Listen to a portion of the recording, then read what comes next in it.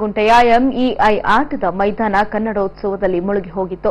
ಭಾರತ ಯುವ ಕೇಂದ್ರ ವತಿಯಿಂದ ಹಮ್ಮಿಕೊಂಡಿದ್ದಂತಹ ಕನ್ನಡ ರಾಜ್ಯೋತ್ಸವ ಸಮಾರಂಭದಲ್ಲಿ ಗಿನ್ನಿಸ್ ದಾಖಲೆ ಸೃಷ್ಟಿಸಲು 7 ಅಡಿ ಅಗಲ 1700 ಮೀಟರ್ ಉದ್ದದ ಕನ್ನಡ ಧ್ವಜವನ್ನು ಪ್ರದರ್ಶಿಸಲಾಯಿತು.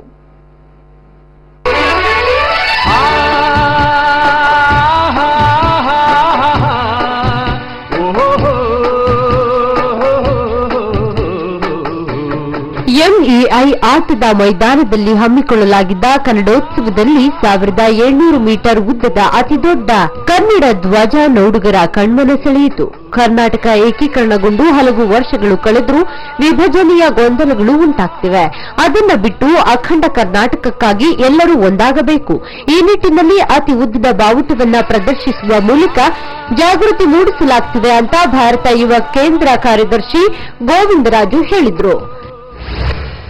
ರಾಜ್ಯೋತ್ಸವ ಅನ್ನೋದಕ್ಕಿಂತ ಏಕೀಕರಣವಾಗಿ ಸುಮಾರು 59 ವರ್ಷಗಳಾದರೂ ಸಹ ಆನಂತರದ ಪರಿಸ್ಥಿತಿಗಳಲ್ಲಿ ಬದಲಾವಣೆಯ ಮನಸ್ಸುಳ್ಳವರು ಏನ್ ಮಾಡಿದ್ದಾರೆ, ವಿಭಜನೆ ಮಾಡಬೇಕು ಅಂತ ಹೊರಟಿದ್ದಾರೆ.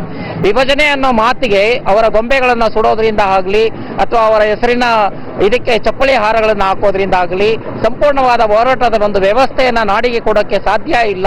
ಅದಕ್ಕಿಂತಲೂ ಮಹಾತ್ಮ ಗಾಂಧಿಯವರು ಹೇಳಿದಂಥ ಸತ್ಯಾಗ್ರಹ ಮತ್ತು ಶಾಂತಿ ಸಂದೇಶಗಳು ಈ ನಾಡವನ್ನ ಕಟ್ಟಬಲ್ಲವು ಅನ್ನೋ ಉದ್ದೇಶದಿಂದ ನಾವು ಸುಮಾರು ಈ ವಿಶ್ವದಲ್ಲೇ ಪ್ರಪ್ರಥಮವಾಗಿ 1700 ಮೀಟರ್ ಉದ್ದದ ಕನ್ನಡ ಧ್ವಜವನ್ನ ಮಕ್ಕಳಿಂದ, ಇಂದಿನ ಮಕ್ಕಳೇ ಮುಂದಿನ ಪ್ರಜೆಗಳು ಅನ್ನುವ ಹಾಗೆ ಮಕ್ಕಳಿಂದ ಧ್ವಜ ಪ್ರದರ್ಶನವನ್ನ ಮಾಡಿ,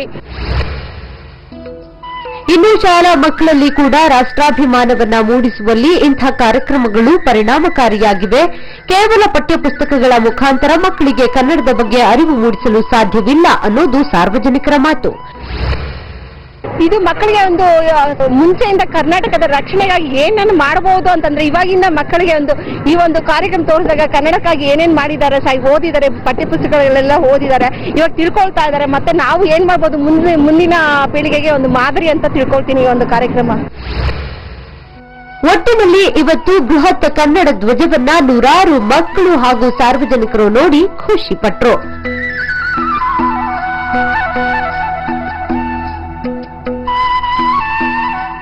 ಆನಂದ ನಂದಗುಡಿ, ರಾಜ್ ನ್ಯೂಸ್, ಬೆಂಗಳೂರು.